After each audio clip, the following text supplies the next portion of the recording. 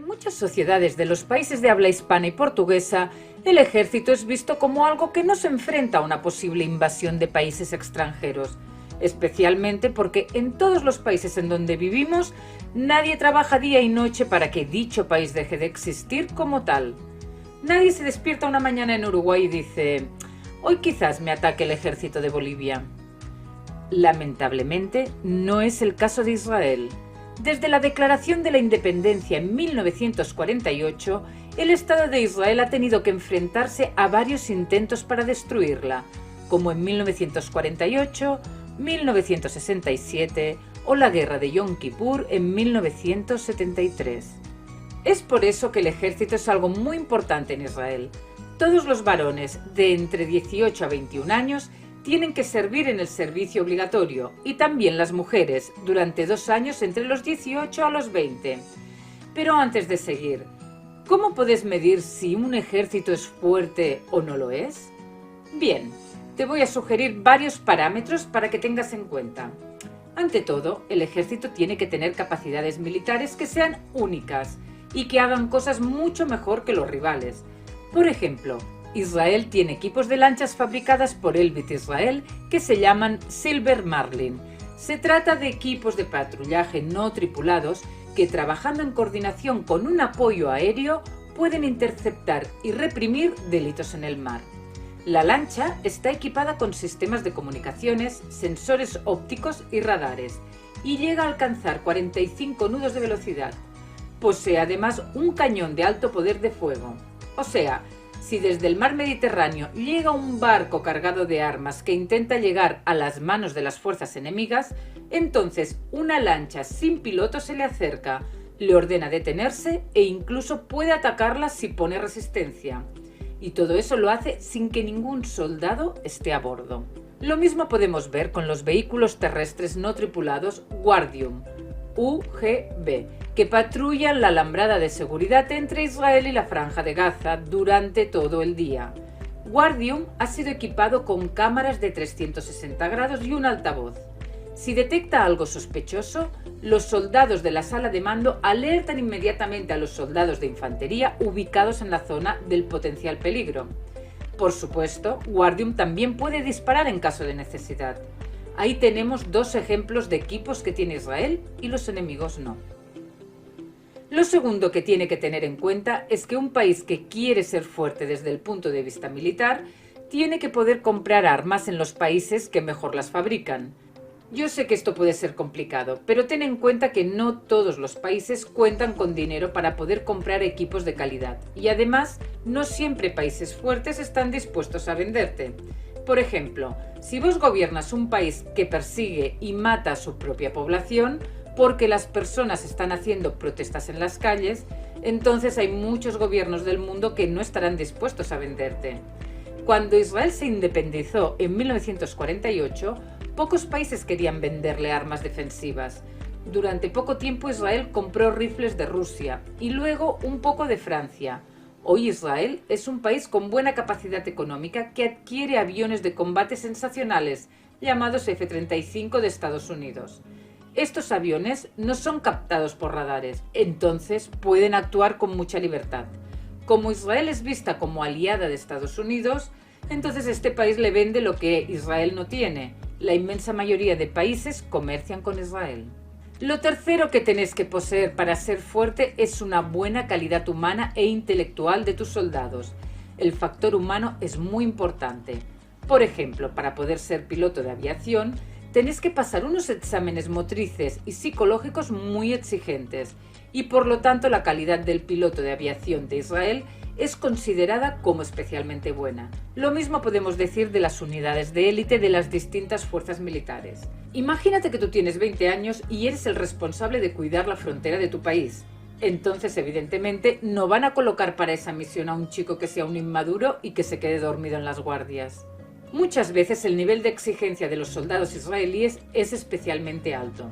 Por ejemplo, durante el año 2008, el grupo terrorista Hamas que gobierna la Franja de Gaza disparaba contra Israel muchos cohetes que amenazaban la vida de los civiles.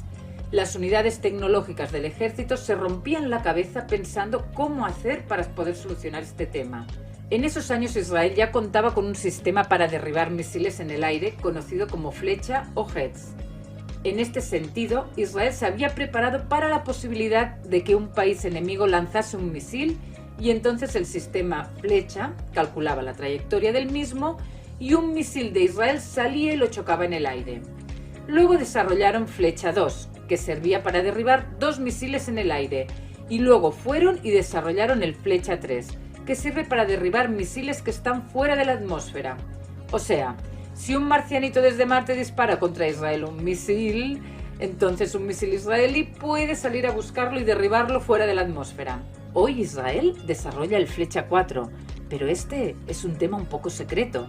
Volviendo a la Franja de Gaza, todo lo que te explicamos hace unos segundos sobre flecha está muy bien para derribar misiles, pero desde Gaza no disparaban misiles, sino cohetes que caían en Israel en 15 segundos. Había que romperse la cabeza para poder solucionar este problema. Los soldados tecnológicos desarrollaron el sistema cúpula de hierro, que calcula rápidamente la trayectoria de un cohete, mientras que otro lo sale a buscar y lo choca en el aire con un éxito superior al 90% de los disparos. De cada 10 cohetes, 9 son derribados con éxito. Se trata de un invento muy importante que solamente lo puedes crear cuando tenés soldados de mucha calidad intelectual.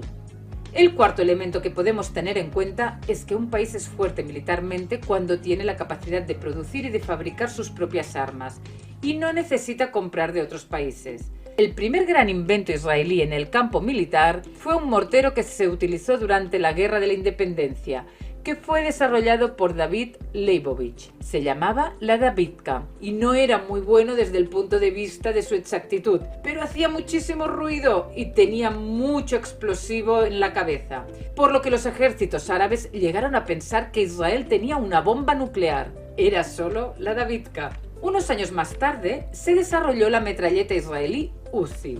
Seguramente la habéis visto en muchos ejércitos del mundo y en manos de personajes del cine. Se trata de un invento israelí, la metralleta Uzi, inventada por Uzi Gal. Nacido en Alemania y criado en el kibutz Yagur, Uzi sirvió en las fuerzas del Palmaj, teniendo la mala suerte de quedarse dormido en un camión cuando iba hacia el kibutz Givat Haim.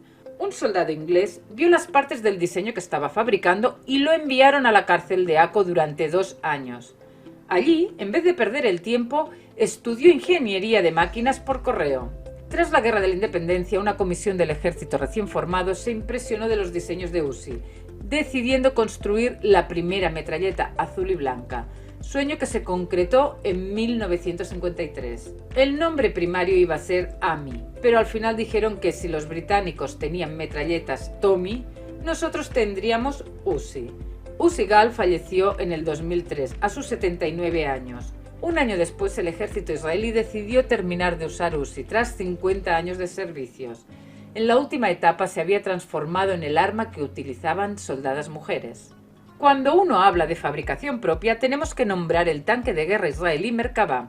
Para muchos, es el mejor tanque del mundo, concebido por el mayor general Israel Tal tras la guerra de Yom Kippur. Fue el primer tanque indígena israelí. Entró en servicio en 1978 y experimentó su primer combate en la Guerra del Líbano en 1982. Los últimos modelos de Merkava son los primeros en estar equipados con el sistema de protección activa Tropy, para detener en el aire misiles guiados antitanque. 4 radares localizan incluso granadas y responden automáticamente con una ráfaga tipo escopeta. Israel ha construido más de 2.000 Merkavas y actualmente está desarrollando la última generación, el Merkava 4 Barak. Lo que sorprendió al mundo fue que los Merkava llevaban el motor adelante, mientras los 4 soldados salían por atrás, y eso para que el motor protegiese al ser humano, como una barrera superior ante un impacto. Se espera que en los próximos modelos reduzcan la cantidad de soldados dentro del tanque Merkava. O sea, en vez de tener 4 personas dentro, posiblemente tendrán 1 o 2 nada más. No siempre es fácil fabricar tus propias armas solo. Un gran sueño israelí que no se logró fue fabricar el avión de combate nacional. Durante algunos años Israel pudo haber sido una potencia mundial en aviones de combate. En la década del 80, las industrias aeroespaciales de Israel desarrollaron el avión Lavi, un caza de 4ª generación de un solo motor. La idea no fue del agrado de los norteamericanos, que veían amenazar su mercado exportador de aviones de combate. La singularidad de su diseño radicaba en la combinación de un avión pequeño aerodinámico y altamente maniobrable con sistemas sofisticados y ricos en software. Para aquellos años, Israel, con una población de 4 millones, tenía el gasto militar más alto del mundo, un 24% del PBI. Cada nave costaba 11 millones de dólares y todo el programa requería 1.500 millones. En agosto de 1987, el proyecto Lavi fue cancelado. A cambio, los norteamericanos vendieron a Israel aviones de combate F-16. La cancelación del programa provocó un voto dividido en el gobierno de 12-11, desatando la renuncia del ministro de Defensa de entonces, Moshe Arens.